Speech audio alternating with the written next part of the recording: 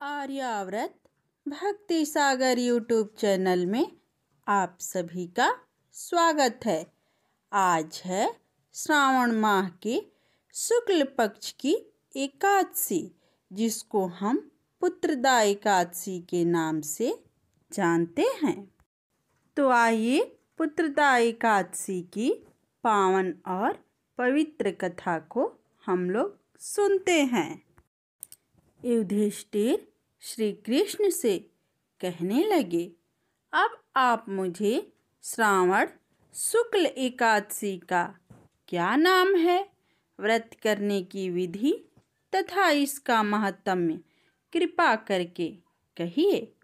मधुसूदन कहने लगे कि इस एकादशी का नाम पुत्रदा एकादशी है। इस एकादशी को पवित्रा एकादशी भी कहा जाता है।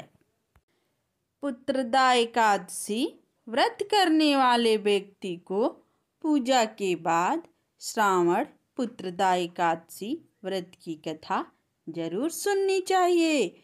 ऐसे करने से व्रत पूर्ण होता है और मनोकामनाएं पूरी होती है। अब आप शांति पूर्वक इस कथा को सुनिए। इसके सुनने मात्र से ही वाजपेयी यज्ञ का फल मिलता है। द्वापर युग के आरंभ में महिष्मती नाम की एक नगरी थी, जिसमें महीजीत नाम का राजा राज्य करता था। लेकिन पुत्रहीन होने के कारण राजा को राज्य सुखदायक नहीं लगता था। उसका मानना था कि जिसके संतान न हो उसके लिए यह लोक और परलोक दोनों ही दुखदायक होता है। पुत्र सुख प्राप्ति के लिए राजा ने अनेकों उपाय किए, परंतु राजा को पुत्र की प्राप्ति नहीं हुई। वृद्धावस्था आती देखकर राजा ने प्रजा के प्रतिनिधियों को बुलाया और कहा, हे प्रजाजनों, मेरे खजाने में अन्याय से उपार्जन किया हुआ धन नहीं है। न मैंने कभी देवताओं तथा ब्राह्मणों का धन छीना है। किसी दूसरे के धरोहर भी मैं नहीं ली। प्रजा को पुत्र के समान पालता रहा। सज्जनों की सदा पूजा करता हूँ। इस प्रकार धर्मयुक्त राज्य करते हुए भी मेरे पुत्र नहीं है, सो मैं अत्यंत दुख पा रहा हूँ। इसका क्या कारण है? राजा महीजीत की इस बातों को विचारने के लिए मंत्री तथा प्रजा के प्रतिनिधि वन को गए। वहाँ बड़े बड़े ऋषि मुनियों के दर्शन किए। राजा की उत्तम कामना की पूर्ति के लिए किसी श्रेष्ठ तपस्वी मुनि को देखते फिरते घूम रहे थे। एक आश्रम में उन्होंने एक अत्यंत वयोवृद्ध धर्म के ज्ञाता बड़े तपस्वी परमात्मा मन लगाए हुए निराहार जितेंद्रिय जितात्मा जित क्रोध संतान धर्म के गुण तत्वों के जानने वाले समस्त शास्त्रों के ज्ञाता महात्मा लोमेश मुनि को देखा, जिनका कल्प के व्यतीत होने पर एक रोम गिरता था। सबने जाकर ऋषि को प्रणाम किया। उन लोगों को देखकर मुनि ने पूछा कि आप लोग किस कारण से आए हैं? निसंदेह मैं आप लोगों का हित करूंगा। मेरा जन्म केवल दूसरों के उपकार के लिए हुआ है, इसमें संदेह मत करो। लोमेश ऋषि के ऐसे वचन सुनकर सब लोग बोले, हे महर्षि, आप हमारी बात जानने में ब्रह्म से भी अधिक समर्थ हैं, अतः आप हमारे इस संदेह को दूर कीजिए। महिष्मतीपुरी का धर्मात्मा राजा महीजीत प्रजा को पुत्र के समान पालन करता है, फिर भी वह पुत्रहीन होने के कारण दुखी है। उन लोगों ने आगे कहा कि हम लोग उसकी प्रजा हैं, अतः उसके दुख से हम भी दुखी हैं।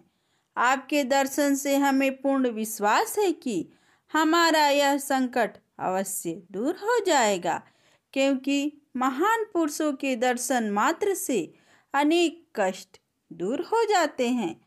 अब आप कृपा करके राजा के पुत्र होने के उपाय बतलाएं। यह वार्ता सुनकर ऋषि ने थोड़ी देर के लिए नेत्र बंद किए और राजा के पूर्व जन्म का वृतांत जानकर कहने लगे कि यह राजा पूर्व जन्म में एक निर्धन वैश्य था।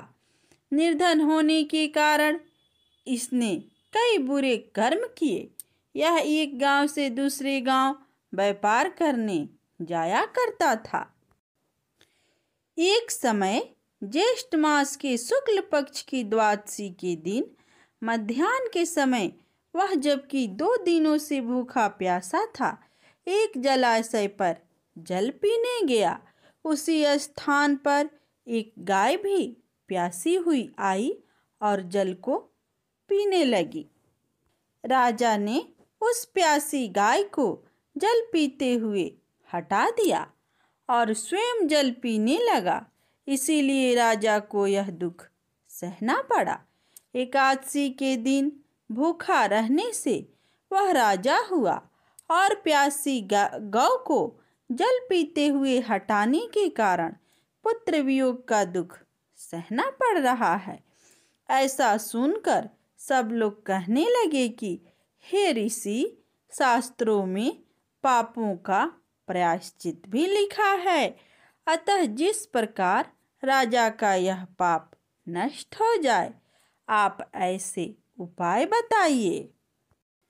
लोमेश मुनि कहने लगे कि श्रावण शुक्ल पक्ष की एकादशी को, जिसे पुत्रदा एकादशी भी कहते हैं, तुम सब लोग व्रत करो और रात्रि को जागरण करो, तो इससे राजा का यह पूर्व जन्म का पाप अवश्य नष्ट हो जाएगा।